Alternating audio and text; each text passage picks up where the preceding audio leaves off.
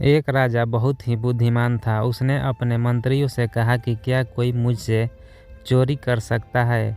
सभी मंत्रियों ने कहा, नहीं राजा, आपसे कोई चोरी नहीं कर सकता।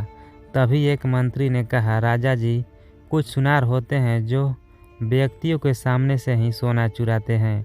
तो राजा ने कहा, यह नामुमकिन है, मेरे सामने कोई भी सुनार सोना नहीं चुरा सकता। उसने राज्य के सभी सुनारों को अपने दरबार में बुलाने का आदेश दिया। आदेश के अनुसार सभी सुनार राज्य में आए। सभी चिंतित थे कि राजा किस वजह से हमें बुलाया है। सभी राज्य दरबार में आए और उन्होंने कहा कि क्या आप मेरी देखरेख में सोने की चोरी कर सकते हैं। कुछ सुनार ने कहा, जी हाँ, हम 1/4 सोना निकाल सकते हैं। कुछ ने कहा कि हम आधा सोना चुरा सकते हैं।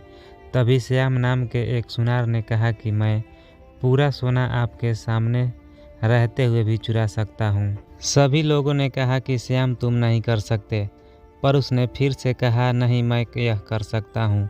राजा ने आदेश दिया कि अगर ऐसा तुम कर पाओगे तो तुम्हारा विवाह मैं अपने बेटी से करवाऊंगा और अपने राज्य का आधा हिस्सा तुम्हें दे दूंगा। यह पूरा काम मेरी और पहरेदारों के निगरानी में होगा।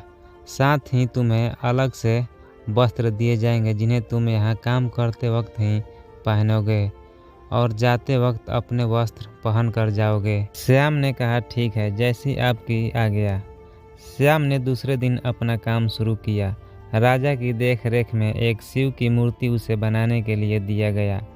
वह दिन भर राजा के लिए यहाँ शिव जी की मूर्ति बनाता और रात में शिव की पीतल की मूर्ति अपने घर पे बनाता। यह कार्य चलता रहा। लगभग 1 हफ्ते बाद मूर्ति बनकर तैयार हुई और श्याम ने राजा से कहा, अब मुझे चमकाने के लिए ताज़ा दही चाहिए। शाम का वक्त था, इस टाइम ताज़ा दही मिलना मुश्किल था। पहरेदारों को आदेश दिया गया कि ताज़ा दही ढूंढ कर लाया जाए। पहरेदार बहुत परेशान हुए पर उन्हें ताज़ा दही नहीं मिला। तभी अचानक से एक युवती ताज़ा दही मटके में बेच रही थी। श्याम ने सोने की मूर्ति उस मटके में डाली और निकाल कर उसे चमका दिया। फिर राजा ने अपने मंत्री को बुलाया और मूर्ति की जांच करने को कहा और पूछा कि इन मूर्तियों में कितना सोना है।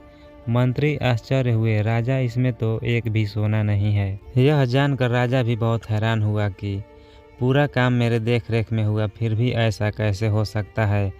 उसे पहरेदार दरबार में ले आए और राजा ने उस मटके को खरीद कर श्याम को दे दिया और युवती को पैसे देकर जाने को कहा। राजा ने श्याम से पूछा कि तुमने ऐसा कैसे किया। उसने राजा से कहा कि आप सच जानकर मुझे सज़ा तो नहीं देंगे। राजा ने वादा किया कि नहीं, ऐसा नहीं होगा। श्याम ने बताया कि दही बेचने वाली मेरी बहन थी। मैंने मटके से पीतल की मूर्ति निकाली और सोने की मूर्ति डाल दी थी। राजा उसकी चतुराई से प्रसन्न हुए।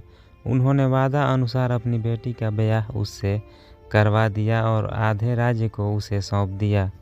इस कहानी से हमें यह सीख मिलती है कि इंसान अपनी चालाकी से कोई भी कार्य कर सकता है। ये कहानी आपको कैसी लगी कमेंट में ज़रूर बताएं।